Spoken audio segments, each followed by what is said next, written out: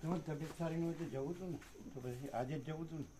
ના પ્રભુ, તબિયત વિશ્રામ, દવા લો, વિશ્રામ કરો, અહીં કંઈ જરૂર નથી.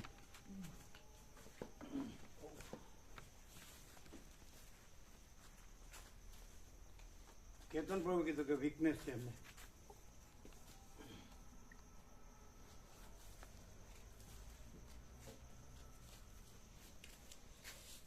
आपने कहा ना, एमने कीधुं.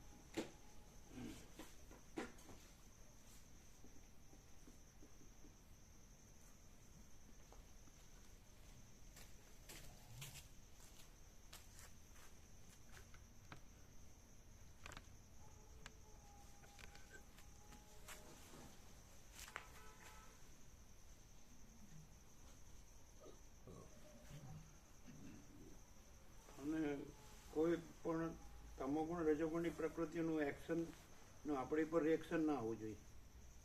कोई तमोगुणी रजोगुणी हो तो उसका एक्शन का रिएक्शन अपने पर नहीं आना चाहिए, और उसका रिएक्शन फिर प्रकाश पर नहीं, चैतन्य प्रकाश पर नहीं आना. चैतन्य जागृति उसका नाम है. वो तो ये तो सब है ना. वो बिल्ली है, वो पारियों को मारती है, तो बिल्ली को हमारा स्टैंडर्ड नहीं है, समझ में. जो तमोगुणी है वो हमारा स्टैंडर्ड नहीं है, समझ में नहीं. हाँ.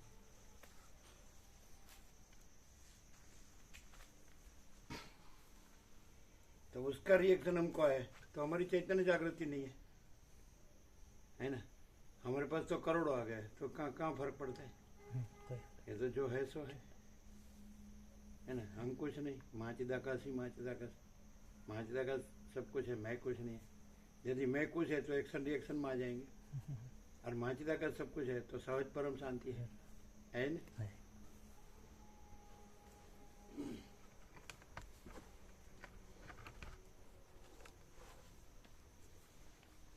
તમે કીધું નહીં ગોવા પ્રભુ કે એમણે કીધું મારે કાલ જવું છે. હા તો પછી હા તો પછી તબિયત સારી ન હોય તો પછી તો ડૉક્ટરને બતાડીને. અને હવે તો કરોડો આવી ગયા, હવે એનું શું કરશો. અહીં તો દરેક એ બધા હોય એવા, એટલે સ્વભાવ એવો હોય એટલે કર્યા કરવાના એકબીજા, આઘાત પ્રત્યાઘાત. એમાં આવી જાવ તો તમે સાંભળીશું. અહીં તો કાંઈ ફરક પડતો નથી. અહીંયા કોઈ ફરક પડતો નહીં કોઈ.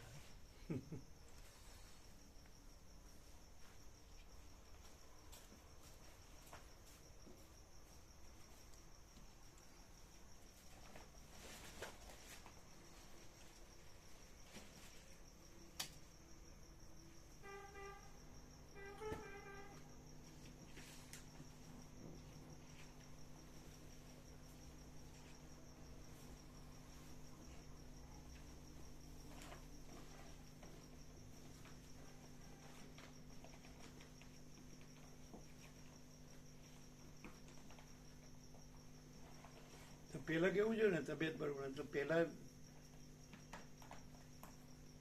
તો તમને શું છે કે પહેલેથી તમને વિશ્રામ કરવા દે, જવા દે. તમારે પહેલા કેવું જોઈએ ને કે મારે જવું છે, મને બરોબર નથી. એવું નહીં. રસિક પ્રભુને કાલે બતાવી આવીશું. એટલે કોઈક વાર બીપી વધતું ઘટતું હોય એવું લાગે છે. હજી કઈ એવી દવા આપે એવું નથી.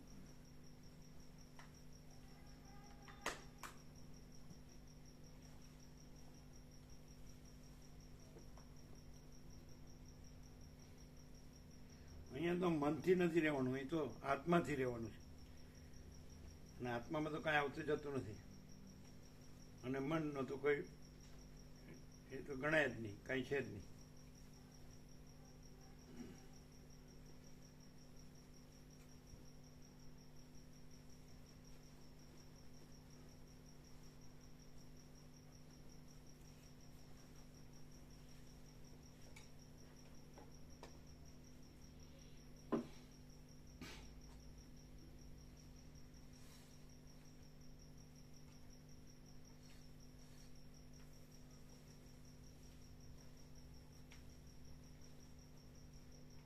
बीपी तो मानसिक है ना केतन प्रभु, मानसिक नहीं है, साइकिक है ना. हाँ साइकिल.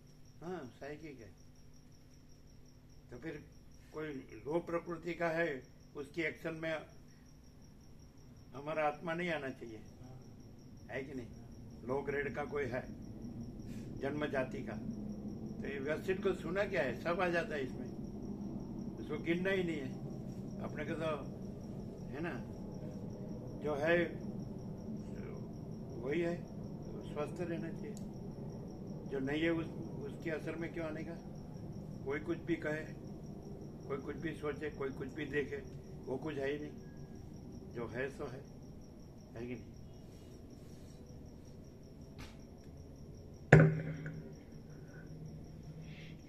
ओम ओम ओम।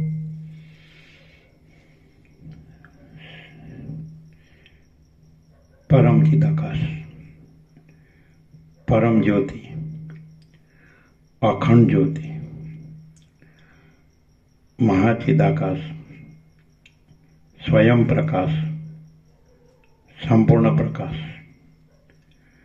पूर्ण ब्रह्म, अनंत तेजगण, अनंत चितगण, परमाकाश, केवल अनंत शुद्ध तेजगण, परमाकाश, अखिल आत्मा, पूर्ण ब्रह्म, परमात्मा,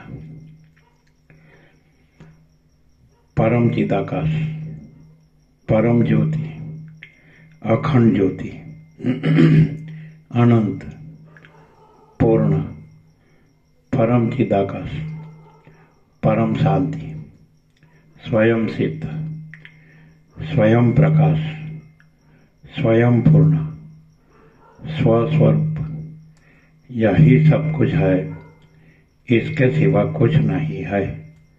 शून्यभास, अनंत कोटि, महाकल्पो है ही नहीं। महाचिदाकाश, स्वयं प्रकाश, संपूर्ण प्रकाश, महाचिदाकाश ज्योति, अनंत, अखंड, अभेद, महाचिदाकाश ज्योति, महातत्व, महासामान्य, महाचिदाकाश, स्वसंवेद्य, सहज निर्विकल्प, महाचिदाकाश, परम कैवल्य, परम शांति, परम चिदाकाश, अनंत पूर्ण निरपेक्ष सत, अनंत संपूर्ण अपरिग्रह निर्भ्रांत निरपेक्ष। वशिष्ठ राम उत्पत्ति प्रकरण राउंड 41मो राउंड।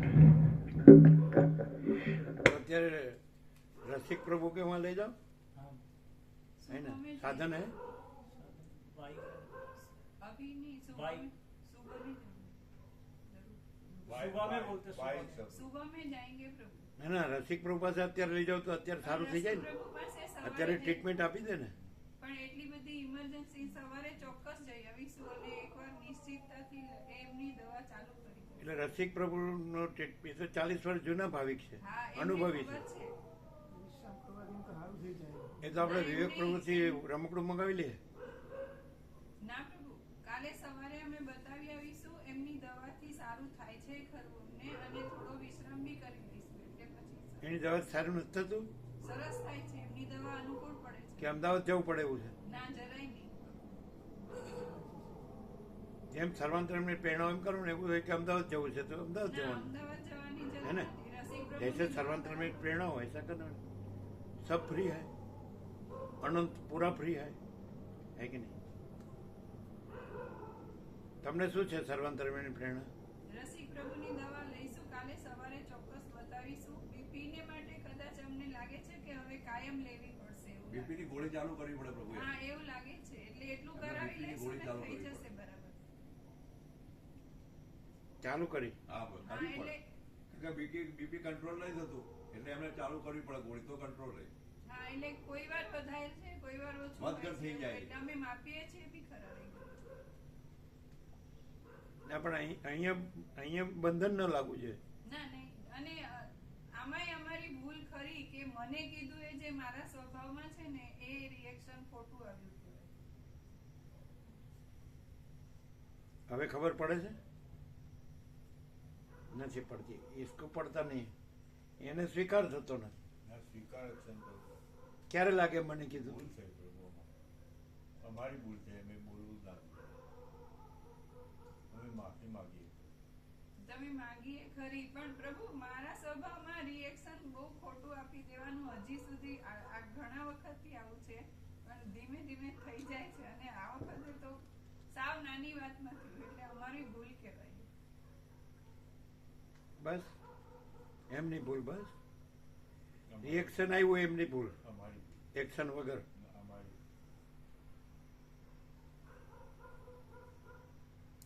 એ બ્રાહ્મણ જાતિ છે, તમારી ચૌધરી જાતિ છે, એટલે શાસ્ત્ર પ્રમાણે તમારી જાતિએ એના ઉપર શાસન ન કરાય. એમની પાસે તમારે વિવેક લેવાનો હોય. એમનો અભ્યાસ છે, તમારો અભ્યાસ છે, એમનો અભ્યાસ છે.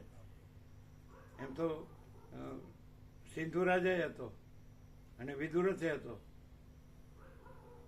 તો વિદુરથ મરીને પરમપદ પામ્યો અને સિંધુ જીતીને રાજ્ય ભોગો લક્ષ્મીમાં ફસાણો, ડૂબ્યો.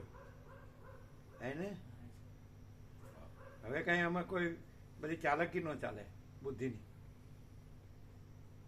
આમાં રાજ્ય પ્રભુની બુદ્ધિની ચાલાકી ચાલે? તો પ્રશાંત પ્રભુની બુદ્ધિની ચાલાકી ચાલે? તો પેલો આવ્યો તો તે દિવસે તમે હતા ત્યારે, પેલો ગાંધીનગર વાળો, તેની બુદ્ધિની ચાલાકી ચાલે? અને અહીં તો કઈ આવતું જતું નથી. જો હે સો હે.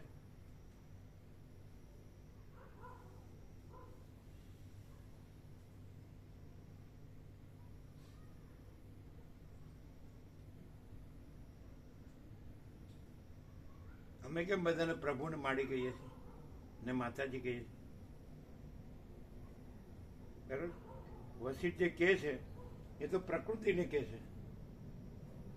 વસિષ્ઠ તો પ્રકૃતિને કહે છે, સ્વભાવને કહે છે, આત્માને કહેતા નથી. આત્માને તો પરમાત્મા કહે છે, પણ આ ન સમજે એનું હું? પ્રકૃતિ ઉપર જાત ઉપર જાય તો આત્મા પરમાત્મા બોલવાનો કોઈ અર્થ નથી. અને શાંતિ પામે તો આત્મા પરમાત્મા બોલવાની જરૂર નથી. પણ હવે શું કરવું? કયો એને અમે કીધું, બીજું શું કહીએ? અમારી ભૂલ છે. અમે ખોટું બોલ્યું. ભૂલ એટલે વાત થાય, વાત તો ન થાય એવું ન હોય. એકબીજા સાથે એમનો બધા point સાચો જ હતો કે મોડું ના થવું જોઈએ એમ એમનું કહેવાનું હતું, પણ એમના ટોનથી અમને વાંધો પડ્યો ને એ અમારી એ ભૂલ કહેવાય. ટોન આવ્યું? ટોન ટોન અમે ટોન કીધું ટોન ખરું કે તમે ટોન વળવળ- નહીં, ટોન. Tone tone. એટલે સમજાય છે? શું ટોન એટલે? ટોન એટલે તમો અવાજમાં જે હોય ને ઊંચો અવાજ. ઊંચો અવાજ. તમો ગુણ. તમો તમો તમો.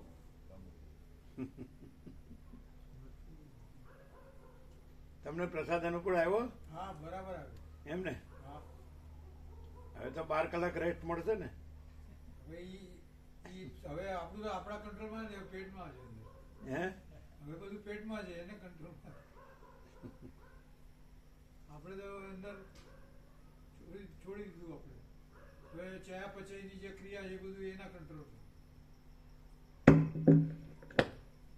જો ખાલી એટલી જ ખબર પડે કે ભગવાન બધું રહેલા છે તો બીજી કોઈ ખબર પાડવાની જરૂર નથી.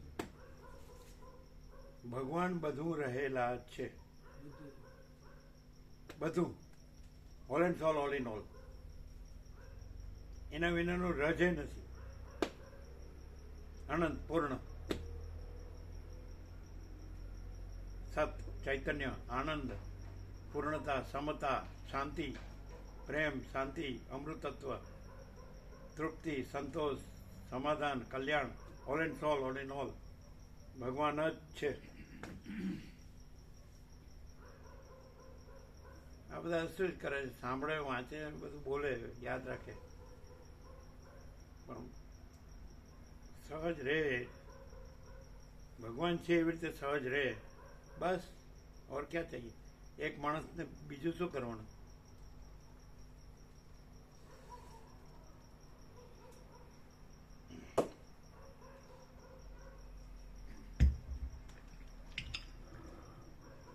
આદ્ય પરબ્રહ્મ સદગુરુ દેવ કી જય. ઓમ શ્રી પરમાત્મને નમઃ. સદગ્રંથોમાં શિરોમણી શ્રી યોગ વાસિષ્ઠ મહારામાયણ, ઉત્પત્તિ પ્રકરણ, સર્ગ 13મો, પેજ નંબર 142. સર્ગ 13મો, બ્રહ્મને જીવભાવની પ્રાપ્તિ. Sir page number 142. Page number 142, સર્ગ 13મો, બ્રહ્મને જીવભાવની પ્રાપ્તિ. આ 13મા સર્ગમાં બ્રહ્મને જીવભાવ થયાનું અને દેહાદિકની પ્રાપ્તિ થયાનું વર્ણન કરાશે.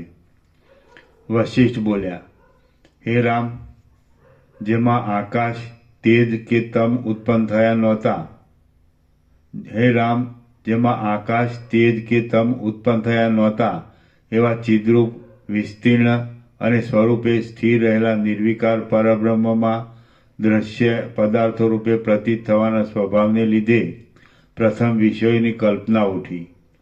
તે પછી ચિત્તરૂપે પ્રતીત થવાને લીધે ચિત્તની કલ્પના ઉઠી. તે ફરીથી વશિષ્ઠ બોલ્યા, હે રામ, જેમાં આકાશ, તેજ કે તમ ઉત્પન્ન થયા નહોતા એવા ચિદ્રૂપ, વિસ્તીર્ણ અને સ્વરૂપે સ્થિર રહેલા નિર્વિકાર પરબ્રહ્મમાં દ્રશ્ય પદાર્થો રૂપે પ્રતીત થવાના સ્વભાવને લીધે પ્રથમ વિષયોની કલ્પના ઉઠી. તે પછી ચિત્તરૂપે પ્રતીત થવાને લીધે ચિત્તની કલ્પના ઉઠી. તે પછી દ્રશ્યોની સાથે સંયુક્ત થઈને જીવરૂપે પ્રતીત થવાના સ્વભાવને લીધે જીવપણાની કલ્પના ઉઠી. તે પછી દ્રશ્યોની સાથે એકરૂપપણું પ્રતીત થવાથી અહંભાવની કલ્પના ઉઠી અને તે પછી અહંભાવની વૃદ્ધિ થવાથી બુદ્ધિપણાની કલ્પના ઉઠી. એવી રીતે જ શબ્દ આદિ વિષયોનું મનન કરનાર મનની અને બીજા પણ કેટલાયક ભાવોની કલ્પના ઉઠી. પછી શબ્દ આદિ તન્માત્રાઓનું પંચીકરણ થવાથી વૃદ્ધિ પામેલ અને તેથી સ્થૂળ દેહપણાને પામેલા તે મનમાંથી આવા પ્રકારનો આ બ્રહ્માંડાદિ રૂપ મોટો ગોટો ઉત્પન્ન થયેલો જોવામાં આવે છે. જેમ સ્વપ્નમાં બાંધ્યા વિનાનું નગર તરત ઉત્પન્ન થાય છે, તેમ એક ક્રમ પ્રમાણે તરત જ એ ગોટો ઉત્પન્ન થાય છે. આ બ્રહ્માંડરૂપી મોટું ઝાડું ચિદાકાશરૂપી મોટા વનમાં ઉત્પન્ન થઈને પાછું નાશ પામે છે. મન જગતરૂપી કરંજોની કુંજોનું વાવ્યા વિનાનું બીજ છે. તેને પૃથ્વીની, જળની કે ગરમી આદિની કશી અપેક્ષા રહેતી નથી. તેમ સ્વપ્નનો દ્રષ્ટા નગરને ઉત્પન્ન કરે છે, તેમ બ્રહ્મમાં કલ્પાયેલું એ મન પાછળથી પૃથ્વી આદિને ઉત્પન્ન કરે છે. એ મન ગમે ત્યાં રહ્યું હોય તો પણ જગદ આદિ અંકુરને ઉત્પન્ન કર્યા કરે છે. જગતનું બીજ મનરૂપી 5 તન્માત્રાઓ છે અને તન્માત્રાઓનું બીજ પરબ્રહ્મ છે. માટે જગત બ્રહ્મમય જ છે. કારણ કે જે બીજ હોય છે તે જ અંકુર આદિ રૂપે થાય છે. આવી રીતે સૃષ્ટિના આરંભમાં પરબ્રહ્મરૂપ આકાશમાં બ્રહ્મના તે પદાર્થો રૂપે પ્રતીત થવાના સ્વભાવને લીધે અધિષ્ઠાનથી અભિન્ન એવો શબ્દ આદિ 5 વિષયોનો સમૂહ કલ્પનાથી જ ઉઠ્યો છે. વાસ્તવિક રીતે જોતા તો તે ઉત્પન્ન થયો જ નથી. શબ્દ આદિના સમૂહો વૃદ્ધિ પામીને જે કાંઈ આ જગત બનાવે છે તે પણ ચિદાકાશમાં અધ્યાસ પામીને જ બનાવવામાં આવે છે. તે કલ્પિત જ છે, સત્ય નથી. માટે જગતની સ્થિતિ પોતાની સત્તાથી નથી, પણ અધિષ્ઠાનની સત્તાથી જ છે. જે કલ્પિત પદાર્થોથી થયું હોય તે કદી પણ વાસ્તવિક હોતું નથી. જેનું સ્વરૂપ જ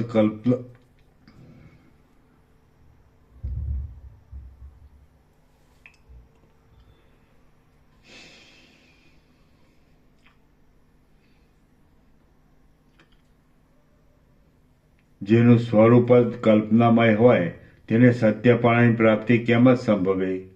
શબ્દ આદિ 5 વિષયો બ્રહ્મરૂપ જ છે, માટે તેમના કાર્યો પણ બ્રહ્મરૂપ જ છે. એટલે સઘળું બ્રહ્માંડ પણ બ્રહ્માંડ રૂપ જ છે, બ્રહ્મરૂપ જ છે.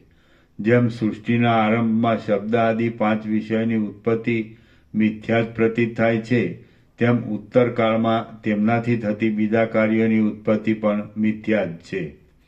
એ પ્રમાણે જગત કાંઈ પણ ઉત્પન્ન થયું નથી અને અધિષ્ઠાનથી જુદું જોવામાં આવતું નથી. જેમ સ્વપ્નમાં સંકલ્પથી ઉત્પન્ન થયેલું નગર અસત છતાં સત જેવું પ્રતીત થાય છે, તેમ પરમ પ્રકાશમય બ્રહ્માકાશમાં જીવપણું અસત છતાં પણ સત જેવું પ્રતીત થાય છે. ચૈતન્યમાંથી પૃથ્વી આદિનો અસંભવ છે, તેથી ચૈતન્ય અત્યંત નિર્મળ છે. જેમ મહાકાશમાં પરિચ્છિન્ન મર્યાદિત ઘટાકાશનો ઉદય થાય છે, તેમ બ્રહ્માકાશમાં પરિચ્છિન્ન મર્યાદિત જીવનો ઉદય થાય છે. આમ મેં જીવના સ્વરૂપનો નિર્ણય તમારી પાસે કહ્યો. એ જીવ આ સ્થૂળ દેહને કેવી રીતે પામે છે તે સાંભળો. પરમેશ્વરમાં કલ્પાયેલો સમષ્ટિ જીવાકાશ હું તણખા જેવો અત્યંત પરમેશ્વરમાં કલ્પાયેલો સમષ્ટિ જીવાકાશ હું તણખા જેવો અત્યંત નાનો તેજનો કણ છું એમ ચિંતવન કરે છે અને પોતાનો તેવો જ અનુભવ કરે છે. એ અનુભવરૂપ ભાવનાની વૃદ્ધિ થાય છે, એટલે અણુરૂપ પોતે અસત છતાં સત જેવું પ્રતીત થાય છે. જેમ સંકલ્પનો ચંદ્ર સાચો હોતો નથી, તેમ ભાવનાથી મનાયેલું અણુરૂપ પણ સાચું નથી. જીવ એ અણુરૂપની ભાવના કરતાં કરતાં પોતે એક છતાં બેપણાને પામે છે, એટલે દ્રષ્ટા તથા દ્રશ્યરૂપ થઈ જાય છે. અસંભવિત છતાં જેમ સ્વપ્નમાં પોતે પોતાના મરણનો દ્રષ્ટા થાય છે, તેમ અસંભવિત હોવા છતાં પણ જીવ પોતાના દ્રશ્યપણાનો દ્રષ્ટા થાય છે. આમ દ્રષ્ટાપણાની તથા દ્રશ્યપણાની ભાવના દ્રઢ થાય છે, ત્યારે તે લિંગ શરીરરૂપ થઈને કંઈક પહેલાંના કરતાં વિશેષ સ્થૂળપણું પામે છે. પછી જેમ પુરુષ સ્વપ્નમાં પોતાના વટેમાર્ગુપણાનો અનુભવ કરે છે, તેમ હું લિંગ શરીરરૂપ છું એવી ભાવનાને લીધે એ આત્મા લિંગ દેહપણાનો અને સ્થૂળ દેહપણાનો પણ અનુભવ કરે છે. ચિત્ત જેમ વિષયરૂપ થઈ જાય છે, તેમ જીવ દેહરૂપ થઈ જાય છે.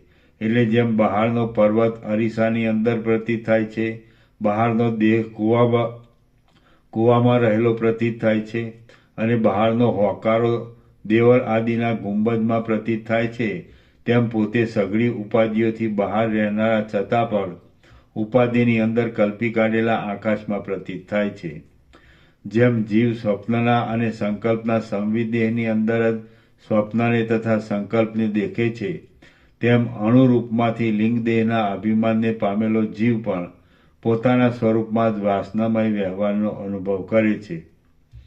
વ્યવહારની દ્રષ્ટિથી જોતા વાસનામય દેહાદિક બુદ્ધિના અને ચિત્ત આદિના પરિણામરૂપ છે, અને પરમાદ્રષ્ટિથી જોતા એ દેહાદિક જ્ઞાનરૂપ, સત્તારૂપ અને આનંદરૂપ જ છે.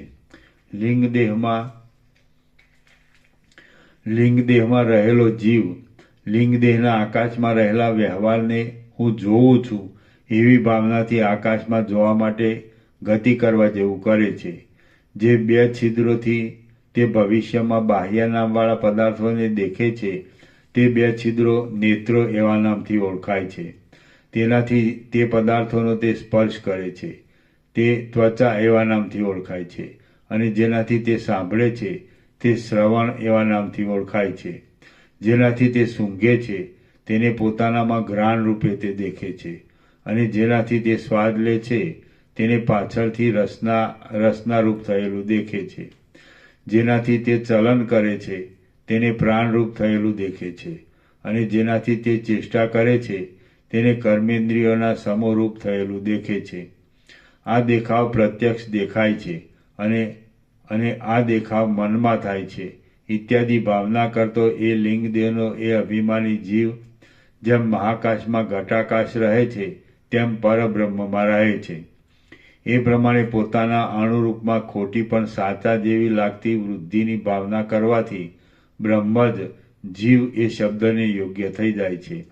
એ રીતે કલ્પનાઓથી આકુળપણાને પામેલો લિંગદેહના અભિમાનવાળો અને જેનો લિંગદેહ સ્થૂળ દેહરૂપ થાય છે એવો જીવ પોતાની કલ્પનાથી અંદર જ આ સાકાર બ્રહ્માંડને દેખે છે. એ બ્રહ્માંડમાં કોઈ જીવ પોતાને જળમાં રહેલો દેખે છે, કોઈ જીવ પોતાને ચક્રવર્તી રૂપ દેખે છે અને કોઈ જીવ ભાવિ બ્રહ્માંડોની કલ્પના કરે છે તથા તેમનો અનુભવ પણ કરે છે. તે પોતાના ચિત્તના સંકલ્પો પ્રમાણે દેશ, કાળ, ક્રિયા અને દ્રવ્યરૂપ પોતાને રહેવાના મિથ્યા ઘરોની કલ્પના કરે છે અને તેમના જુદા જુદા નામો કલ્પીને ભાવનાને લીધે તે તેમનાથી પોતાને બાંધે છે. જેમ મિથ્યા સ્વપ્નમાં મિથ્યા આકાશમાં ઉડવું પ્રતીત થાય છે, તેમ મિથ્યા જગતરૂપ ભ્રાંતિમાં મિથ્યા સંકલ્પમય જીવ પ્રતીત થાય છે.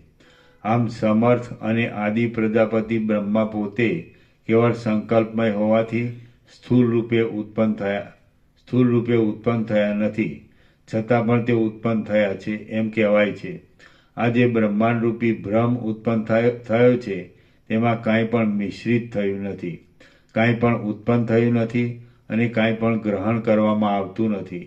એ તો કેવળ અનંત પરબ્રહ્મરૂપ આકાશ જ છે અને તેમાં બીજું કાંઈ પણ ઉત્પન્ન થયું જ નથી. આ જગત સંકલ્પના નગરની પેઠે પ્રતીત થાય છે, છતાં તે સત્ય નથી, કોઈએ રચ્યું નથી અને તે રંગ વિના થયેલા ચિત્ર જેવું છે. જગત ઉત્પન્ન થયું નથી, છતાં પણ તે અનુભવમાં આવે છે. તે મિથ્યા છે, છતાં પણ સત્યની પેઠે પ્રતીત થાય છે. મહાકલ્પના બ્રહ્માદિક મુક્ત થઈ ગયેલા હોય છે. તેથી આ કલ્પના બ્રહ્માની ઉત્પત્તિમાં કે તેણે કરેલી ક્રિયામાં તેના પૂર્વજન્મનો સંસ્કાર કે બીજું પણ કાંઈ કારણ નથી. આથી જેવા બ્રહ્મા સંકલ્પજન્ય છે તેવું જ તેનાથી ઉત્પન્ન થયેલું આ જગત પણ સંકલ્પજન્ય જ છે. આ પૃથ્વી આદિની સૃષ્ટિમાં સાક્ષીનો જે અનાદિકાળનો અનુભવ કારણરૂપ માનવામાં આવે છે તેની સ્થિતિ જાગ્યા પછી થયેલી સ્વપ્નના પદાર્થોની સ્થિતિ જેવી છે. જેમ બ્રહ્મા શૂન્ય છે તેમ જગત પણ સર્વદા શૂન્ય જ છે. જેવી રીતે ગમે તે દેશકાળમાં પણ દ્રવપણું જળથી જુદું પડતું નથી, તેમ આ સૃષ્ટિ પણ કદી પરમાત્માથી જુદી પડતી નથી. પરમાત્મા સર્વદા સમાન અને અખંડ છે અને પ્રતીત થતી આ ભારે આડંબરવાળી સૃષ્ટિ એ પ્રમાણે મિથ્યારૂપ છે. આ પ્રમાણે જે બ્રહ્માંડ પ્રતીત થાય છે તે અત્યંત નિર્મળ બ્રહ્મ જ છે. બ્રહ્મ વિના બીજું કાંઈ છે જ નહીં. આ રીતે માત્ર કલ્પનાથી ઉઠેલું આ જગત શાંત થાય છે એટલે આધારથી, આધેયથી તથા દ્વૈતથી રહિત તથા દ્વૈતનો અભાવ હોવાને લીધે તેને એક પણ કહી શકાય નહીં એવું પરબ્રહ્મ અવશેષ રહે છે. જગતરૂપી ભ્રાંતિ થયેલી હોવા છતાં તેમાં બીજું કાંઈ પણ થયેલું નથી. સર્વથી રહિત અને સ્વચ્છ કેવળ ચિદાકાશ જ છે. એ ચિદાકાશમાં સંસારપણું કાંઈ થયું નથી. જે સ્વરૂપ છે તે જ છે. ચિદાકાશમાં આધેય નથી, આધાર નથી, દ્રશ્ય નથી, દ્રષ્ટા નથી, બ્રહ્માંડ નથી, બ્રહ્મા નથી, કોઈ જાતની ખટપટ નથી, જગત નથી અને પૃથ્વી પણ નથી. જે છે તે સગળું શાંતરૂપ પરબ્રહ્મ જ છે. આ રીતે સિદ્ધ થાય છે કે જે કાંઈ પ્રતીત થાય છે તે સ્વચ્છ બ્રહ્મ જ પોતે પોતાનાથી પોતામાં જ પ્રકાશે છે. જેમ દ્રવપણાને લીધે જળ પોતાનામાં ચક્રી રૂપે દેખાય છે, તેમ ચૈતન્યપણાને લીધે બ્રહ્મ પોતાનામાં જગત રૂપે દેખાય છે. આ જગત મિથ્યા જ દેખાય છે, છતાં તે સાચા જેવું જણાય છે. જેમ સ્વપ્નમાં દેખાયેલું પોતાનું મરણ જાગ્રતમાં નષ્ટ થઈ જાય છે, તેમ અજ્ઞાનકાળમાં દેખાતું આ મિથ્યા જગત જ્ઞાનકાળમાં નષ્ટ થઈ જાય છે. અથવા આ જગત અધિષ્ઠાન રૂપે સત્ય છે, બાધરહિત છે, અખંડિત છે, આદિથી તથા અંતથી રહિત છે, જ્ઞાન માત્ર છે અને આકાશની પેઠે સ્વચ્છ છે. પરબ્રહ્મમાં બ્રહ્મા શૂન્ય રૂપ જ છે. જે પરમાત્મા છે તે જ સર્વદા તે જ સર્વદા શૂન્ય એવા બ્રહ્મા આદિ રૂપે પ્રકાશે છે. બ્રહ્મા મનોમય શરીરવાળા છે, તે પંચભૂતમય શરીરવાળા નથી. પૃથ્વી આદિ પદાર્થો બ્રહ્મના સંકલ્પથી થયેલા છે, માટે તે સત્ય નથી, પણ સસલાના શિંગડા આદિ અજાત પદાર્થો જેવા છે. બ્રહ્મ નહીં, બ્રહ્માના. બ્રહ્માના. હા.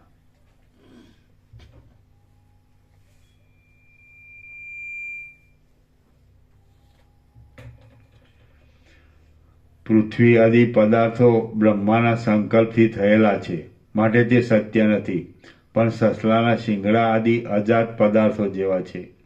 શ્રી યોગવાસિષ્ઠ મહારામાયણમાં ઉત્પત્તિ પ્રકરણનો સ્વયંભૂતપત્તિ વર્ણન નામનો સર્ગ 13મો સમાપ્ત. સર્ગ 14મો બ્રહ્મની સત્તાનું વર્ણન. આ 14મા સર્ગમાં પૂર્વે વર્ણન કરેલા જીવપણામાં પરિચ્છેદ આદિ સંશયોને યુક્તિથી ટાળીને અવશેષ રહેલી બ્રહ્મની એકતાનું વર્ણન કરવામાં આવશે. વશિષ્ઠ બોલ્યા, એ રીતે જગત અને અહંકાર આદિ કાંઈ પણ દ્રશ્ય ઉત્પન્ન થયું નથી, અને ઉત્પન્ન નહીં થયેલું હોવાને લીધે તે મુદ્દલ છે જ નહીં. જે કાંઈ છે તે બ્રહ્મ જ છે. જેમ નિસ્પંદન સમુદ્રના ગર્ભમાં રહેલું જળ તરંગપણાને પ્રાપ્ત થાય છે, તેમ પરબ્રહ્મ પોતે જ પ્રથમ જીવપણાને પ્રાપ્ત થાય છે. એ રીતે જીવપણું ધારણ કરવાથી તેનું બ્રહ્મપણું મટી જતું નથી. સંકલ્પરૂપ ચૈતન્યની વૃત્તિ જેમ સ્વપ્નના પર્વત આદિને પ્રિય માને છે, તેમ તે ભ્રાંતિથી આ વિરાટને પણ પ્રિય ધારે છે. આ જે મોટો વિરાટ દેહ છે તે પૃથ્વી આદિથી રહિત છે, મનોમય જ છે, અને સ્વચ્છ ચૈતન્ય માત્ર બ્રહ્મમય જ છે. આ વિરાટ દેહ ઠેકાણા વિનાનો છે અને સ્વપ્નના પર્વત જેવો છે. સ્વપ્નમાં દેખાયેલું નગર જો સ્થિર રહે તો આ વિરાટ સ્થિર રહે એમ છે. ચિતારાના મનમાં રહેલું ચિતરવાનું સૈન્ય જો સ્થિર રહે તો આ વિરાટ તેની ઉપમાને લાયક છે. તે મહાન સ્તંભોમાં વણકોતરાયેલી પૂતળીઓના સમૂહ જેવું છે. તે બ્રહ્મરૂપ ઉત્તમ સ્તંભમાં વણકોતરેલી પૂતળીરૂપ છે. પહેલા પ્રજાપતિ બ્રહ્મા કહેવાય છે. તે પણ પૂર્વકાળના કર્મ આદિ કોઈ કારણો નહીં હોવાને લીધે કારણો વિનાના જ છે. પૂર્વકાળના સઘળા બ્રહ્માઓ મહાકલ્પોના અંતોમાં મુક્ત થઈ જાય છે. તે આ કલ્પના બ્રહ્માના પૂર્વકર્મો ક્યાંથી જ હોય. જેમ ભીંત વિનાના દર્પણમાં ભીંતનું પ્રતિબિંબ દેખાય છે, છતાં તે મિથ્યા છે, તેમ બ્રહ્મમાં પ્રતીત થયેલા બ્રહ્મા પણ દેખાતા છતાં મિથ્યા છે. દ્રશ્ય નથી, દ્રષ્ટા નથી, સ્રષ્ટા નથી, તેમ સૃજ્ય પણ નથી. જેમાં સઘળા નામરૂપોની કલ્પના થાય છે એવું એક બ્રહ્મ જ છે. જેમ એક દીવામાંથી અનેક દીવાઓ ઉદય પામે છે, તેમ બ્રહ્મમાંથી અનેક જીવો ઉદય પામે છે. જેમ સ્વપ્નમાંથી બીજા સ્વપ્નોનો ઉદય થાય છે, તેમ હિરણ્યગર્ભમાંથી વિરાટનો ઉદય થયો છે, અને એ સંકલ્પ માત્ર વિરાટમાંથી સંકલ્પ માત્ર વ્યષ્ટિદેહનો ઉદય થાય છે. આથી વિરાટ અને વ્યષ્ટિદેહ પૃથ્વી આદિથી રહિત જ છે. પ્રથમ સંકલ્પરૂપ એ એક વિરાટમાંથી જે બીજા સંકલ્પો રૂપે જીવો ઉદય પામે છે, તેમની ઉત્પત્તિમાં બીજા કોઈ સહાયકારી કારણો હોતા નથી. તેથી તે જીવો વિરાટરૂપ જ છે. સહાયકારક કારણો ન હોય તો કાર્ય અને કારણ એક જ હોય છે. આથી બ્રહ્મમાંથી આ જે ભ્રાંતિરૂપ સૃષ્ટિ ઉદય પામી છે તે બ્રહ્મથી ભિન્ન નથી. સૃષ્ટિ વિરાટથી અભિન્ન છે અને વિરાટ બ્રહ્મથી અભિન્ન છે. માટે જીવ બ્રહ્મ જ છે, કારણ કે પૃથ્વી આદિ બીજું કાંઈ છે જ નહીં. રામ બોલ્યા, જીવ એક છે કે અનંત છે, અથવા જીવનો કોઈ પર્વત જેવો સમષ્ટિ પિંડ છે કે તેમાંથી મેઘની ધારાઓની પેઠે, સમુદ્રમાંથી જળકણોની પેઠે અને તપેલા લોઢામાંથી અગ્નિના તણખાઓની પેઠે જીવો નીકળ્યા કરે છે. હે ભગવાન, આ રીતે મને જીવના સમૂહોનો નિર્ણય કહો. જો કે તમારો અભિપ્રાય ઘણો ખરો તો મારા સમજવામાં આવી જ ગયો છે, તો પણ નિશ્ચયને માટે તમે એ વિષયનું સ્પષ્ટપણે વિવેચન કરો. વશિષ્ઠ બોલ્યા, જીવ એક પણ નથી તો પછી તે અનંત હોવાનો તો સંભવ જ ક્યાંથી હોય? આ તો સસલાનું શિંગડું ઉડીને ચાલ્યું એવી તમે વાત કરો છો. હે રાઘવ, જીવ એક નથી, જીવોના સમૂહો પણ નથી, અને જીવનો પર્વત જેવો કોઈ સમષ્ટિ પિંડ પણ નથી. સઘળા પ્રતિભાસોવાળા જે કોઈ જીવો દેખાય છે તેઓ કોઈ છે જ નહીં, એવો આ વિષયમાં તમે પાકો નિશ્ચય રાખો. શુદ્ધ ચૈતન્ય માત્ર, નિર્મળ અને વ્યાપક એક બ્રહ્મ જ છે. બ્રહ્મ વિના બીજું કાંઈ છે જ નહીં. એ બ્રહ્મ સઘળી શક્તિવાળો હોવાથી અનેક દ્રશ્યો રૂપે ભાસે છે. જેમ લતા પોતાને પ્રથમ કળીઓવાળી દેખે છે અને પછી પ્રફુલ્લિત દેખે છે, તેમ બ્રહ્મ પ્રથમ પોતાના આભાસોના અનુપ્રવેશના ક્રમથી પોતારૂપ દ્રશ્યોને તરત જ સૂક્ષ્મ દેખે છે અને પછી સ્થૂળ દેખે છે. પરબ્રહ્મ જીવ, બુદ્ધિ, ક્રિયા, ચલન, મન, દ્વિત્વ અને એકત્વ ઇત્યાદિ રૂપે પ્રફુલ્લિત થતી પોતાની સત્તાનું જ અનુસંધાન કરે છે. એવી રીતે સત્તાનું જે પ્રફુલ્લિતપણું થાય છે તે અજ્ઞાનથી જ થાય છે. જો જ્ઞાન થાય છે તો સઘળી સત્તા બ્રહ્મરૂપે જ અવશેષ રહે છે. આત્મબોધથી એ અજ્ઞાન ટળી જાય છે, પણ તે આત્મબોધ બહુ દુર્લભ છે. જેમ દીવો થતાં અંધકારનો ક્યાંય પત્તો મળતો નથી, તેમ બોધ થતાં અજ્ઞાન પણ ક્યાંય લોપ પામે છે. આ પ્રમાણે જે જીવ છે તે જ વિભાગ રહિત, અખંડિત, સઘળી શક્તિવાળું અને આદિથી તથા અંતથી રહિત એવું બ્રહ્મ જ છે. બાદ નહીં પામનારું ચૈતન્ય જ જીવનું વાસ્તવિક રૂપ છે. એ બ્રહ્મ કોઈથી પણ પરિચ્છેદ પામતું નથી, તેથી એમાં કદી પણ ભેદ થયો નથી. જે કાંઈ જીવ અને જડ આદિ ભેદ દેખાય છે તે વાસ્તવિક જોતા બ્રહ્મ જ છે. રામ બોલ્યા, હે બ્રહ્મન, જેમ તમે કહો છો તેમ જ હોય તો સઘળા જીવો સમષ્ટિ રૂપે એક જ છે, તો પછી એક જીવની ઈચ્છાથી સઘળા જીવોને કેમ સુખ દુઃખાદિક થતા નથી? વશિષ્ઠ બોલ્યા, વ્યષ્ટિરૂપ વિભાગો થયા પહેલાં જ સઘળી શક્તિઓવાળાએ સમષ્ટિ વિરાટની એવી ઈચ્છા હોય છે કે સઘળાઓમાં હું એક જ સાચા સંકલ્પવાળો રહું. મારા વિના બીજા કોઈના સંકલ્પ સાચા થાય નહીં. આથી એ સમષ્ટિ વિરાટ નિરંતર જેવી ઈચ્છા કરે છે તે જ પ્રમાણે તરત થાય છે, અને વ્યષ્ટિ જીવોની ઈચ્છા પ્રમાણે થતું નથી. સમષ્ટિ વિરાટે એ પ્રમાણે પોતાની ઈચ્છા સત્ય થાય એવો સંકલ્પ કર્યો, અને પાછળથી ઉદય પામનારા પોતાના અંશરૂપ વ્યષ્ટિ જીવોની ક્રિયાના ક્રમને માટે આવો નિયમ કર્યો. તેઓની ક્રિયાઓ અમુક રીતિથી અને અમુક સાધનોથી થાય છે, પણ સંકલ્પ માત્રથી થાય નહીં. હવે કોઈ સમયે રીતિ અને સાધનો વિના પણ કોઈ મહર્ષિ આદિ વ્યષ્ટિ જીવોની ક્રિયાઓ સંકલ્પ માત્રથી સિદ્ધ થાય છે, તો ત્યાં તેમનો સંકલ્પ સિદ્ધ કરવાની સમષ્ટિ વિરાટની જ ઈચ્છા છે એમ માનવું. કોઈ પણ જીવની ક્રિયા તેમની શક્તિ પ્રમાણે જ ફલિત થાય છે, અને તે સમષ્ટિ વિરાટે સ્થાપેલા નિયમો વિના થતી નથી. સમષ્ટિ વિરાટનો નિયમ જો ફળની સિદ્ધિમાં અનુકૂળ હોય તો તેની શક્તિને અધીન રહેનારા વ્યષ્ટિ જીવોની ક્રિયાઓ સફળ થાય છે, પણ તે જો પ્રતિકૂળ હોય તો તે કદી સફળ થતી નથી. આ પ્રમાણે જે બ્રહ્મ છે તે જ આદિ તથા અંત રહિત સમષ્ટિ વિરાટ છે. બ્રહ્મ જ સમષ્ટિ જીવરૂપ તથા વ્યષ્ટિ જીવરૂપે થયા છે, અને તેમ છતાં તે કોઈ રૂપે થયેલ નથી. દ્રશ્યના અનુસંધાનને લીધે તે જીવ થાય છે અને જન્મ મરણને પામે છે. જો એ અનુસંધાન છૂટી જાય છે તો તે જીવ પાછો પોતાના અખંડ સ્વરૂપમાં જ રહે છે. વ્યષ્ટિ જીવો જો ઉપાસનાના માર્ગે ચાલે છે તો જેમ તાંબુ રસોથી તથા ઔષધોથી પાકીને અનુક્રમે સુવર્ણ થાય છે, તેમ તે સમષ્ટિ વિરાટને પામીને અનુક્રમે બ્રહ્મરૂપ થાય છે. જો તે જ્ઞાનના માર્ગે ચાલે છે તો જેમ તાંબુ પારસમણીનો સંયોગ થતાં તરત જ સુવર્ણ થાય છે, તેમ તરત જ એટલે અનુક્રમ વિના જ બ્રહ્મરૂપ થાય છે.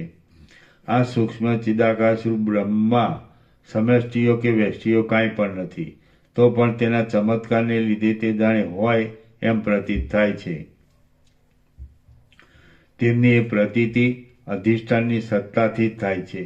બ્રહ્મમાં પોતાની મેળે જે ચમત્કાર ઉઠે છે તે અહમભાવ કહેવાય છે, અને તેના ભવિષ્યકાળમાં નામો તથા રૂપો કલ્પી લેવામાં આવે છે. બ્રહ્મને પોતાથી અભિન્ન અહંકારનું જે અનુસંધાન થાય છે તે જ આ મહાવિસ્તીર્ણ સંસાર રૂપે બ્રહ્મમાં સ્ફુરે છે અને તે બ્રહ્મમય હોવાને લીધે અનંત છે. બ્રહ્મમાં પ્રતીત થયેલા બ્રહ્મરૂપ દ્રશ્યને જો કે બ્રહ્મથી જુદું પાડવું અશક્ય છે, તો પણ પોતાની શક્તિને લીધે તે પરિણામ અને વિકાર આદિ શબ્દોના વ્યવહારમાં આવીને તે જુદા જેવું જણાય છે. ચૈતન્ય અને ચૈતન્યને અધીન પ્રકાશવાળો દ્રશ્ય વર્ગ સ્વાભાવિક રીતે જુદો કરી શકાય નહીં એવા સ્વભાવને પામે છે. ત્યારે તેનો જે અનુભવ થાય છે તે જ ભ્રાંતિથી જગત કહેવાય છે. આકાશ કરતાં પણ સૂક્ષ્મતાવાળી અને અત્યંત વિસ્તારવાળી ચૈતન્યની જે શક્તિ છે તે પ્રથમ સ્વાભાવિક રીતે જ અહંકારનું અનુસંધાન કરે છે. જ્યારે પોતાનામાં પોતાની મેળે પોતારૂપ જ એવા એ અહંકારનું ઝાંઝવાના પાણીની પેટે સ્ફુરણ થાય છે, ત્યારે તે ચૈતન્ય વધી વધીને બ્રહ્માંડ રૂપે પરિણામ પામેલા સૂક્ષ્મ અહંકારને દેખે છે.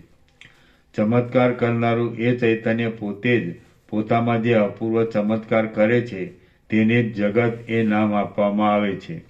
હે રાઘવ, અહંકારની કલ્પના ચૈતન્યને અધીન છે અને જગતની કલ્પના અહંકારની કલ્પનાને અધીન છે. માટે અહંકાર અને જગત ચૈતન્યરૂપ છે. એવા અખંડ ચૈતન્યમાં દ્વૈત અને અદ્વૈત ક્યાં રહ્યા? વાસના અને કર્મ આદિને જીવભાવના કારણરૂપ માનવામાં આવે છે. તેમનો ત્યાગ કરીને તમે તું અને હું એ ભાવનો પણ ત્યાગ કરો. એટલે પછી દ્રષ્ટા અને દ્રશ્યના મધ્યમાંથી કેવળ સત્તા જ અવશેષ રહેશે. પ્રથમથી જ સિદ્ધ એવી અધિષ્ઠાનની સત્તા જુદી જણાતી દ્રશ્યની સત્તાને ઘડી જાય છે. એટલે વાદળા ટળી જતા ઉગતી આકાશની સત્તાની પેઠે એક જ સત્તા ઉદય પામે છે. એ સત્તામાં જગતની સત્તા કે અસત્તા કશું જાણવામાં આવતું નથી.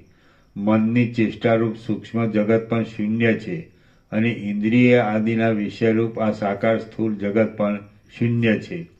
એ બંને ચૈતન્યના ચમત્કારરૂપ છે. માટે ચૈતન્યથી ભિન્ન કંઈ છે જ નહીં. અવ્યયવાળા પદાર્થોમાં પણ જે જેના વિલાસરૂપ હોય છે તે તેથી કદી પણ જુદો પડતો નથી. ત્યારે નિરઅવયવ ચૈતન્યના વિલાસોમાં તો ચૈતન્યથી ભિન્નપણાની વાત જ શી કરવી? ચૈતન્ય સર્વદા દ્રશ્યોથી રહિત છે, નામથી રહિત છે અને તેનું જે વિસ્તીર્ણ સ્વરૂપવાળું રૂપ છે તે જ સ્ફુરણ પામેલા જગતનું રૂપ છે. મન, બુદ્ધિ, અહંકાર, પ્રાણીઓ, પર્વતો અને દિશાઓ ઇત્યાદિ જે રચનાઓ છે તે સઘળી ચૈતન્યની જ રચનાઓ છે. કારણ કે જગતની સ્થિતિ ચૈતન્યરૂપ છે. જગતને ચૈતન્યના ધર્મરૂપ સમજો. જગત વિના ચૈતન્યપણું છે જ નહીં. જો જગત ન હોય તો ચૈતન્ય પોતાના ચમત્કાર વિનાનું જ થઈ જાય. માટે જગતમાં અને ચૈતન્યમાં કહેવા માત્રથી ભેદ છે, પણ વાસ્તવિક ભેદ નથી. એટલે પછી જગતની જુદી સત્તા જ ક્યાં રહી? સ્ફુરણના બીજરૂપી ચૈતન્યમાં તેનો પોતાનો જે ચમત્કાર છે તે જીવ અને તન્માત્રાઓ રૂપ જગત છે. જે અહંકાર છે તે ચૈતન્યની શક્તિનો જ વિલાસ છે. એ વિલાસમાં ચૈતન્યના જ વિલાસરૂપ ચલન ક્રિયા પ્રાપ્ત થાય છે.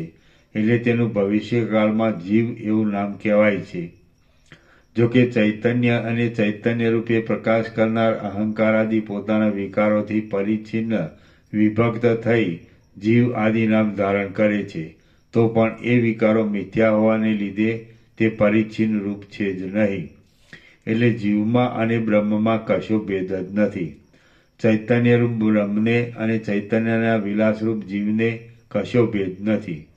ચૈતન્યની શક્તિરૂપ હોવાને લીધે ચૈતન્ય કરેલા જેવો જણાતો ચૈતન્યનો જે વિલાસ છે તે જ જીવ કહેવાય છે. જીવ અને જીવોનું મન એ બંને ચૈતન્યના વિલાસરૂપ છે અને જે મન છે તે જ ઇન્દ્રિયો રૂપે થયેલું છે. માટે એક જ બ્રહ્મ અનેક રૂપે સત્તા પામેલું છે. ચૈતન્યના પ્રકાશની છટારૂપ આ જગત સઘળા ભેદોથી રહિત એવું ચૈતન્ય રૂપ જ છે. કાર્યો અને કારણો આદિ કંઈ પણ બ્રહ્મથી ભિન્ન નથી. આ ઉપરથી હંમેશા એવો નિશ્ચય રાખવો કે હું છેદન પામવાને અશક્ય છું, બળાવાને અશક્ય છું. પલળવાને અશક્ય છું અને શોષાવાને અશક્ય છું. નિત્ય છું, વ્યાપક છું, અવિનાશી છું અને અચળ છું. પોતપોતાના ભ્રમોથી બીજાઓને ભમાવતા અને વાધાઓ લેતા વાદીઓ આ વિષયમાં વિવાદ કરે છે, પણ અમને તો ભ્રાંતિ ટળીને આ વિષયનો પાકો નિશ્ચય થયો છે. અજ્ઞાનીઓએ દ્રઢ કરી માનેલા આ સાકાર જગતમાં વિકાર આદિ જુદા જુદા દેખાય છે, પણ જ્ઞાનીઓએ જગતનો નિષેધ કરીને નિરાકાર અને સર્વના અધિષ્ઠાનરૂપ જ બ્રહ્મનું દ્રઢ રીતે અનુસંધાન કર્યું છે. તેમાં વિકાર આદિ જુદા જુદા દેખાતા નથી. જ્યારે ચૈતન્યરૂપ વૃક્ષમાં દ્રશ્યના અનુસંધાનરૂપ જળ સિંચાય છે, ત્યારે ચૈતન્યરૂપ વસંતની સ્વાભાવિક શોભારૂપ માયા આકાશમાં પ્રફુલ્લિત થનારી કાળ આદિ નામવાળી પોતાની મંજરીને વિસ્તારે છે. એ ચૈતન્ય પોતે છિદ્ર વગરનું છે, છતાં છિદ્રવાળા આકાશ રૂપે સ્ફુરે છે, અને તે ચલન વગરનું છે, છતાં ચલનવાળા વાયુ રૂપે સ્ફુરે છે. તે આકાર વગરનું છે, છતાં પૃથ્વીના વિચિત્ર રસોને ઉલ્લાસ આપનાર સૂર્ય આદિ રૂપે તથા પ્રૌઢ પ્રકાશ રૂપે સ્ફુરે છે. તે દ્રવરૂપ છતાં પૃથ્વીની સૃષ્ટિ નહીં બન્યાથી ખાડામાં નહીં જનારા જળ રૂપે સ્ફુરે છે. તે પોતે કઠિનપણા આદિ વગરનું છતાં વિચિત્ર ધાતુઓવાળી તથા દેવ આદિના શરીરોના ઉપાદાનરૂપ પૃથ્વી રૂપે સ્ફુરે છે. પોતાના જ્ઞાનથી દ્રશ્ય પદાર્થોનો અસ્ત થતાં પણ એ ચૈતન્ય પ્રકાશિત રૂપે રહે છે, અને અજ્ઞાનકાળમાં સ્થાવરાદિક જળ પદાર્થોમાં જડતાને લીધે એ અપ્રકાશિત રૂપે રહે છે. અવિચાર કાળમાં પ્રાણાદિક ભાવોની કલ્પનાને લીધે એ ચૈતન્ય સંસારી થાય છે, અને વિચાર કાળમાં એ પોતાના સ્વભાવમાં જ રહે છે. ચૈતન્યના પ્રકાશથી પ્રકાશતું આ જગત ચૈતન્યની સત્તાથી છે અને પોતાની સત્તાથી નથી. આ જગત ચિદાકાશની શૂન્યતારૂપ જ છે, તે ચિદાકાશની સત્તાથી છે અને પોતાની સત્તાથી નથી. ચૈતન્યના પ્રકાશના મહાન રૂપમય આ જગત ચૈતન્યના પ્રકાશની સત્તાથી છે, પણ પોતાની સત્તાથી નથી. ચૈતન્યરૂપી વાયુના ચલનરૂપ આ જગત ચૈતન્યરૂપ વાયુની સત્તાથી છે અને પોતાની સત્તાથી નથી. ચૈતન્યરૂપ ઘાટા અંધારાના કાળાપણારૂપ આ જગત ચૈતન્યરૂપી ઘાટા અંધારાની સત્તાથી સ્ફુરે છે અને પોતાની સત્તાથી સ્ફુરતું નથી. ચૈતન્યરૂપી સૂર્યના તેજના દિવસરૂપ આ જગત ચૈતન્યરૂપી સૂર્યના તેજની સત્તાથી સ્ફુરે છે અને પોતાની સત્તાથી સ્ફુરતું નથી. જગતની રચના તેલના પરમાણુરૂપ છે, અને ચૈતન્ય કાજળ રૂપ છે. એટલે તેલ બળી જતા જેમ કાજળ અવશેષ રહે છે, તેમ જગતનો બાદ થતા ચૈતન્ય અવશેષ રહે છે. જગત ચૈતન્યરૂપ અગ્નિની ઉષ્ણતા છે, ચૈતન્યરૂપ શંખની ધવલતા છે, ચૈતન્યરૂપ પર્વતની કઠિનતા છે, અને ચૈતન્યરૂપ જળની દ્રવતા છે. તે ચૈતન્યરૂપ શેરડીનું માધુર્ય છે, ચૈતન્યરૂપી દૂધની સ્નિગ્ધતા છે, ચૈતન્યરૂપી હિમની શીતતા છે, અને ચૈતન્યરૂપી જ્વાળાનું જ્વલન છે. તે ચૈતન્યરૂપી સરસવના તેલ રૂપ છે, ચૈતન્યરૂપી જળના તરંગરૂપ છે, ચૈતન્યરૂપી મધની મધુરતા રૂપ છે, અને ચૈતન્યરૂપ સુવર્ણના બાજુબંધ રૂપ છે. તે ચૈતન્યરૂપ પુષ્પના સુગંધ રૂપ છે, અને તે ચૈતન્યરૂપી લતાના ફળ રૂપ છે. જે ચૈતન્યની સત્તા છે તે જ જગતની સત્તા છે, અને જે જગતની સત્તા છે તે જ ચૈતન્યનું શરીર છે. જેમ આકાશમાં નીલતા પ્રતીત થવા છતાં પણ તે વાસ્તવિક રીતે હોતી નથી, તેમ ચૈતન્યમાં બ્રહ્માંડ પ્રતીત થતું હોવા છતાં પણ તે વાસ્તવિક રીતે નથી. આ પ્રમાણે જગત પોતાની સત્તાથી અસત છે, પણ અધિષ્ઠાનની સત્તાથી સત છે. કલ્પિત પદાર્થની સત્તા અને અસત્તા અધિષ્ઠાનથી જુદી હોય જ નહીં. માટે જગતની સત્તા અને અસત્તા બ્રહ્મથી જુદી નથી. વિદ્વાનોના અનુભવનું ખંડન કરવા માટે જે લોકો અવયવવાળા જગતની અને અવયવ રહિત પરમાત્માની એકતા કેમ ઘટે એવી કલ્પનાઓ કરે છે તેમને ધિક્કાર છે. જે ચૈતન્યમાં અખંડિતપણાને લીધે પર્વતો, સમુદ્રો, પૃથ્વી, નદીઓ અને દેવતાઓ સહિત આ સઘળું જગત જ નથી, તેમાં સસલાના શિંગડા જેવા અવયવ અને અવયવની કલ્પનાઓને અવકાશ જ ક્યાંથી મળે? જેમ સ્ફટિકમણિ પોતાની અંદર બીજા કોઈનો સમાવેશ ન થાય એવો ઘાટો હોવા છતાં પણ અવયવ અને અવયવી બે વખત અવયવ ન આવે. અવયવી અવયવવાળા જગતની અને અવયવ રહિત પરમાત્માની એકતા કેમ ઘટી? એની પછીની લાઈન. એટલે ભેદ નથી. અવયવ ને અવયવ એવો ભેદ નથી. જે ચૈતન્યમાં અખંડિતપણાને લીધે પર્વતો, સમુદ્રો, પૃથ્વી, નદીઓ અને દેવતાઓ સહિત આ સઘળું જગત જ નથી, તેમાં સસલાના શિંગડા જેવા અવયવ અને અવયવીની કલ્પનાઓને અવકાશ જ ક્યાંથી મળે?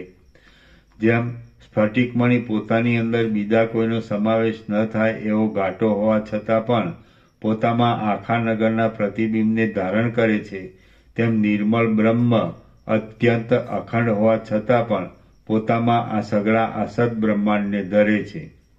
જ્યારે કાર્યરૂપે ઉત્પન્ન થયેલા આ પ્રત્યક્ષ આકાશને પણ વાયુ આદિનો સંગ નથી, ત્યારે સર્વ પદાર્થોના અધિષ્ઠાનરૂપ ચિદાકાશને જગતની સત્તા, અસત્તા, તુંપણું અને હુંપણું ઇત્યાદિનો સંબંધ કેમ જ હોય? પોતાની અંદરની નસોનો સમૂહ પોતાથી ભિન્ન પણ છે અને અભિન્ન પણ છે, છતાં પાંદડું તેને પોતાની અંદર ધારણ કરી રહે છે. તે જ પ્રમાણે જગત પોતાથી ભિન્ન પણ છે અને અભિન્ન પણ છે, છતાં બ્રહ્મ તેને પોતાની અંદર સ્વાભાવિક રીતે જ ધારણ કરી રહેલ છે. જેમ જગતનું ઉપાદાન કારણ નિર્વિકાર હોવાથી જગતરૂપ વિકાર મિથ્યા છે, તેમ ચિત્તોની સમષ્ટિરૂપ હિરણ્યગર્ભથી ઉત્પન્ન થયેલો હોવાને લીધે જગતરૂપ વિકાર પણ મિથ્યા છે અને ખોટી હજારો કલ્પનાઓરૂપ ચિત્તો મિથ્યા છે. તેથી તેમની સમષ્ટિરૂપ હિરણ્યગર્ભ પણ મિથ્યા છે. આમ હિરણ્યગર્ભ મિથ્યા છે, તેથી તેનાથી ઉત્પન્ન થયેલું જગત પણ મિથ્યા છે. જગત મિથ્યા હોય તો ચૈતન્ય પણ મિથ્યા હોવું જોઈએ એવી વાત કરવાથી ચૈતન્યનું મિથ્યાપણું સિદ્ધ થતું નથી, કારણ કે ચૈતન્ય તો અનુભવથી સિદ્ધ થાય છે. જે વિષય અનુભવથી વિરુદ્ધ હોય તેમાં વચનની પ્રમાણતા મનાય જ નહીં. જેમ જે બીજ હોય છે તે જ અંકુર રૂપે ઉદય પામતું જોવામાં આવે છે, તેમ જે બ્રહ્મ છે તે જગત રૂપે ઉદય પામે છે એવો નિશ્ચય રાખો. હે રામ, આકાશના જેવા આ મહાચૈતન્યની અંદર આ જે સઘળું દ્રશ્યરૂપ બ્રહ્માંડ છે તે મહાચૈતન્યથી ભિન્ન નથી, પણ મહાચૈતન્યમય જ છે એવો તમે અનુભવપૂર્વક નિશ્ચય રાખો. આ પ્રમાણે વાલ્મીકી મુનિએ ભરદ્વાજને કથા કહી તેટલામાં તે દિવસ પૂરો થયો. સૂર્ય આથમી ગયો અને મુનિઓની સભા વાલ્મીકી મુનિને નમસ્કાર કરીને સાયંકાળનો વિધિ કરવા સારું નાહવા ગઈ. પછી રાત્રિ પૂરી થઈ રહેતા સૂર્યના કિરણો ફૂટ્યા, એટલે એ સભા પાછી વાલ્મીકીની પાસે આવી. શ્રી યોગ વાસિષ્ઠ મહારામાયણમાં ઉત્પત્તિ પ્રકરણનો બ્રહ્મ પ્રતિપાદન નામનો સર્ગ 14મો સમાપ્ત. વાલ્મીકીનો ત્રીજો દિવસ સમાપ્ત. સર્ગ 15મો. આ 15મા સર્ગમાં ઘણા દ્રષ્ટાંતોથી અને યુક્તિઓથી ઉપર કહેલી વાતનો અનુભવ કરાવતા મંડપના વિસ્તીર્ણ આખ્યાનનો આરંભ કરવામાં આવશે. મંડપાખ્યાનનો આરંભ પદ્મરાજા અને તેની સ્ત્રી લીલાનું વર્ણન. વશિષ્ઠ બોલ્યા, આ જગત ચૈતન્ય રૂપ જ છે, કારણ કે જેમ નિર્મળ આકાશમાં મોતી પ્રતીત થાય છે તેમ ચૈતન્ય સ્વરૂપમાં તે પ્રતીત થાય છે. જગત ચૈતન્ય રૂપ આત્માથી અભિન્ન છે તે વિશે દ્રષ્ટાંતો કહું છું તે સાંભળો. જેમ સ્તંભમાં વગર કોતરેલી પૂતળી પ્રતીત થાય છે, તેમ ચૈતન્યમાં ઉત્પન્ન થયા વિનાનું બ્રહ્માંડ પ્રતીત થાય છે. ચૈતન્યરૂપ સ્તંભમાં પ્રતીત થતી આ બ્રહ્માંડરૂપ પૂતળી કોતરાયેલી જ નથી, કારણ કે તેનો કોઈ કોતરનાર જ નથી. જેમ સમુદ્રની અંદર રહેલા જળરૂપ સ્વભાવથી ભ્રષ્ટ થયા વિના જ તરંગો રૂપે પ્રતીત થાય છે, તેમ બ્રહ્મમાં જગત પર બ્રહ્મના સ્વભાવથી ભ્રષ્ટ થયા વિના જ દ્રશ્ય રૂપે પ્રતીત થાય છે. જેમ પરમાણુની પાસે પર્વતો સ્થૂળ છે, તેમ જગતની પાસે જાળિયામાં આવેલા સૂર્યના કિરણોની અંદર દેખાતા ત્રસેણુઓ પણ સ્થૂળ છે. મૂઢ લોકોને જગત અત્યંત સ્થૂળ લાગે છે, પણ વિદ્વાનોની દ્રષ્ટિમાં તો એ જગત અત્યંત સૂક્ષ્મ છે. ત્રસેણુઓની સત્તા કિરણોની સત્તાથી હજી જુદી જણાય છે, પણ જગતની સત્તા તો બ્રહ્મની સત્તાથી જુદી અનુભવમાં આવતી જ નથી. બ્રહ્મમાં આ પૃથ્વી આદિ જગત પ્રતીત થાય છે, તો પણ સ્વપ્નના અને સંકલ્પના જગતની પેઠે તે સાચાપણાવાળું છે જ નહીં. જેમ નિર્જળ દેશની નદીમાં જળનો સંભવ નથી, તેમ ચિદાકાશરૂપ આ જગતમાં ભિન્ન આકારનો કદી પણ સંભવ નથી. આ જગત ભિન્ન આકારથી રહિત છે અને સંકલ્પના નગર જેવું છે. જેમ નિર્જળ દેશમાં નદી ભ્રાંતિ રૂપે દેખાય છે, તેમ તેમાં પણ દ્રશ્યતા ભ્રાંતિ રૂપે પ્રતીત થાય છે. બ્રહ્મરૂપ ત્રાજવાના એક પલ્લામાં સ્વપ્ન રહે અને બીજા પલ્લામાં જગતને મૂકવામાં આવે અને કોઈ વિચક્ષણ પુરુષ દાઢીના મધ્યનો ઝીણો સૂયો બરાબર મધ્ય બિંદુમાં રહે એવી રીતે જોખી જુએ, તો જગત સ્વપ્નની પેઠે જ ભિન્ન આકારથી રહિત થઈને બ્રહ્મરૂપ થઈ જાય છે. અવિચાર જ જગતને ભિન્ન દેખાડનાર છે. તેને છોડી દેવામાં આવે તો જગત શબ્દના અર્થમાં અને બ્રહ્મ શબ્દના અર્થમાં ભિન્નતા છે જ નહીં. જગત દ્રશ્યતાથી રહિત છે અને ચૈતન્ય માત્ર જ ચિદાકાશમાં સાક્ષીરૂપ સૂર્યથી જગતનો પ્રકાશ થયા કરે છે. જેમ વાદળાની પાસે સંકલ્પનું વાદળું સૂક્ષ્મ છે, તેમ ચૈતન્યની પાસે જગત સૂક્ષ્મ છે.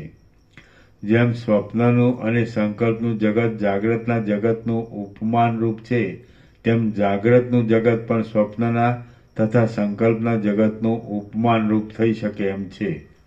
એટલે જાગ્રતના જગતમાં અને સ્વપ્નના તથા સંકલ્પના જગતમાં કાંઈ પણ ન્યૂનાધિકપણું નથી. આથી જગત દ્રશ્યતાથી રહિત છે અને બ્રહ્મરૂપ છે. જગત કેવળ આકાશ જ છે, અર્થાત પોતાની સત્તાથી શૂન્ય છે. જેમ આકાશ એટલે શૂન્ય એમ આપણે સમજીએ છીએ, તેમ જગત એટલે પણ શૂન્ય એમ સમજવું. જગત અને આકાશ એ શબ્દો પણ કલ્પિત હોવાને લીધે અધિષ્ઠાન ચૈતન્યથી ભિન્ન નથી. આ પ્રમાણે છે, એટલા માટે ચૈતન્યમાં જગત આદિ કાંઈ પણ દ્રશ્ય ઉત્પન્ન થયું જ નથી. તે નામથી રહિત છે, રૂપથી રહિત છે અને જેવું છે તેવું જ છે. આ રીતે ચિદાકાશમાં રહેલું જગત આવરણરૂપ ભિન્ન તૂટી જતા ચિદાકાશરૂપ જ થઈ જાય છે. જગત પોતાની સત્તાથી ચૈતન્યના અણુમાત્ર પ્રદેશની પણ સમાન થઈ શકે એમ નથી. જગત ભિન્ન આકારથી રહિત હોવાને લીધે સ્વચ્છ ચૈતન્ય રૂપ જ છે. તે ચિદાકાશમાં ચિદાકાશરૂપ ચિત્ર છે અને સંકલ્પના નગરની પેઠે તે રહેલું છે. આ વિષયમાં શ્રવણના ભૂષણરૂપ એવું આ મંડપનું આખ્યાન હું તમને કહું છું, તે તમે સાંભળો. કેટલો પાનો નંબર? 151. બસ બરાબર. ઓમ ઓમ ઓમ. એટલે 50 પાના થઈ ગયા ને? હા પ્રભુ. થઈ હો ગયા ને? હા સુબહ 140 थे ना? हाँ हाँ तो हो गया ना, 150 हो गया. हाँ प्रसाद दे दो. 143.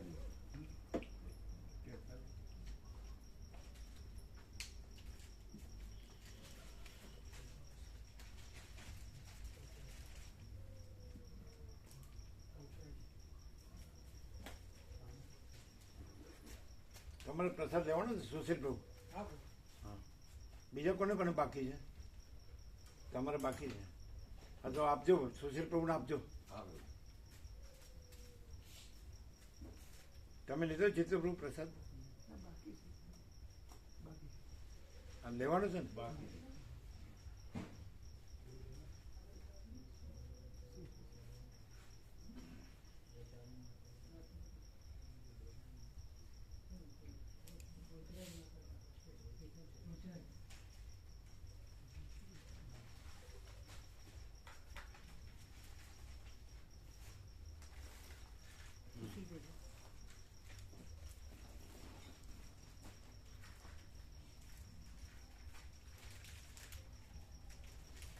આમને આપ્યો તો પ્રસાદ હા આપ્યો ને આપ્યો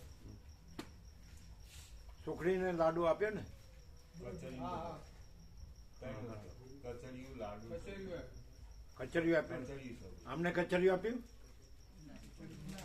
બે જ વસ્તુ બીજી કોઈ સુશીલ પ્રભુ કચરિયું આપ્યું ના નથી આપ્યું. નહીં.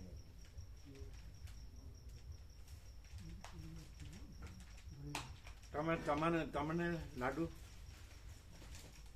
જીતુ પ્રભુ લાડુ બાકી સુશીલ પ્રભુને કચરિયું આપ્યું બહુચરાજી પ્રસાદ સુશીલ પ્રભુ લાવે પ્રભુને પ્રભુને આપો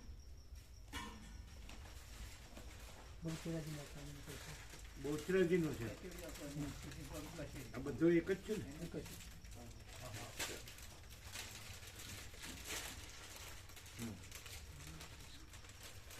બિસ્કુટ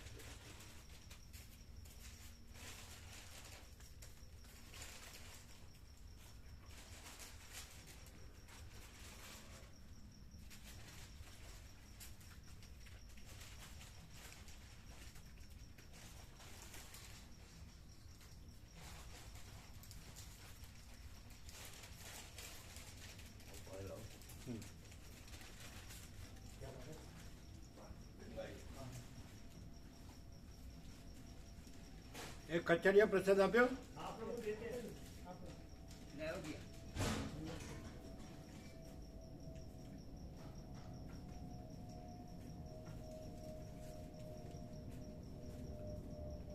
આ બહુચરાજીનો હતો બહુચરાજી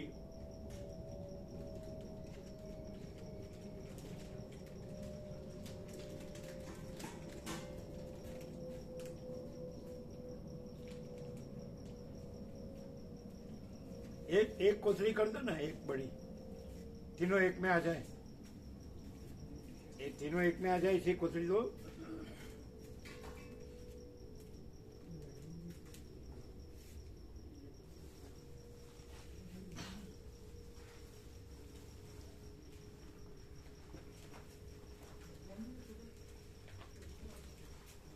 आहा आहा आहा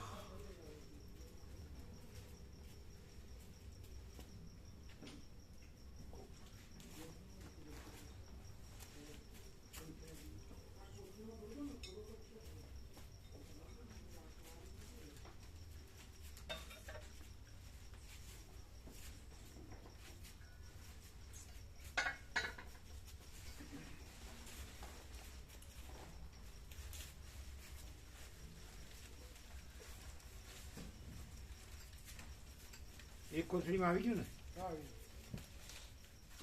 બરાબર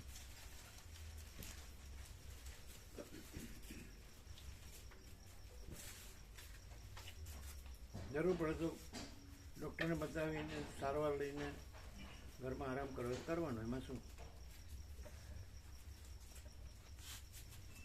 આપણું મન કહે જ ખરું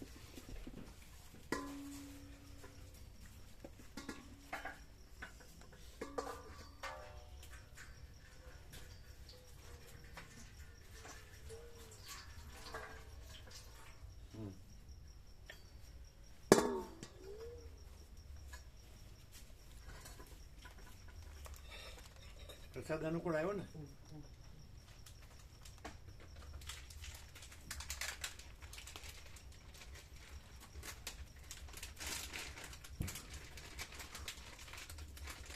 35 યોગ વશિષ્ઠ બીજા લાયા છે प्रसाद अनुकूल आयो હા 35 लेना गिन लेना ये तो सेट 35 सेट 35 तो 70 हो गए ना 35 છે એટલે 35 તો 70 हाँ 70 બુક 70 70 अब नहीं समझे अब तो एक का एक के साथ रखने का दो का दो के साथ रखने का ऐसा बाबू रेजो लेकिन भोजन प्रसाद के बाद लेंगे कि पहले बाद में ले बाद में लेंगे बाद में लेंगे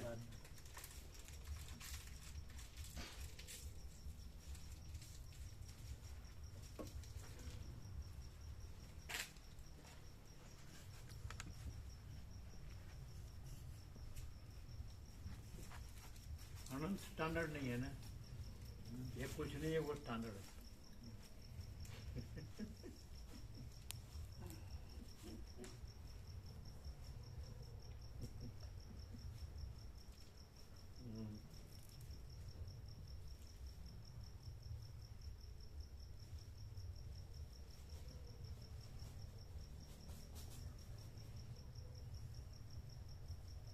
गिन के रख देना 35 सेट माने एक सेट में 2 माने 70।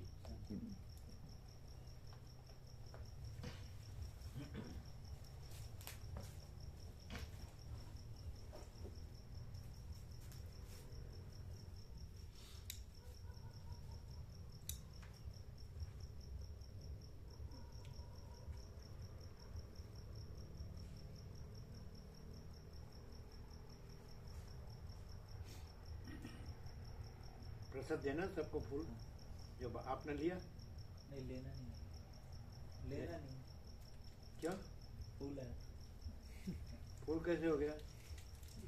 तो ज्यादा विश्राम हो गया ना, तो अभी ऐसे कैसे गया। ज्यादा विश्राम हो गया? कब? प्रसाद लेके एकदम विश्राम किया ना, तो ज्यादा लंबा विश्राम हुआ, तो कभी? दोपहर में, तो ऐसे कैसे ही लगता है। अच्छा तो ये लोग तो परोसेंगे हाँ, ना इसको तो देंगे फूल सब।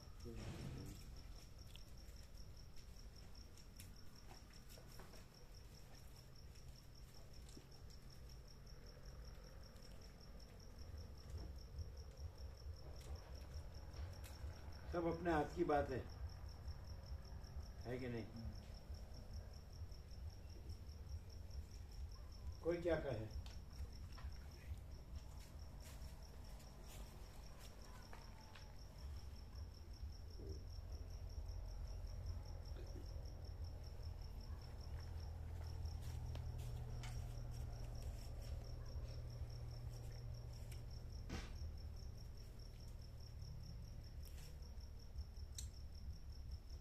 उसने जाने को कहा ને?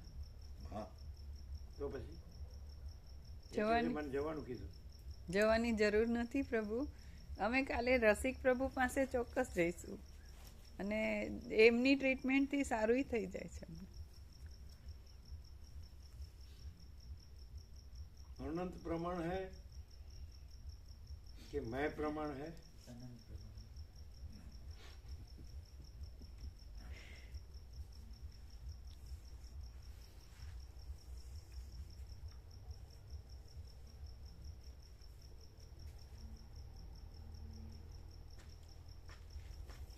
अपने को अनंत चाहिए कि मैं चाहिए? अनंत।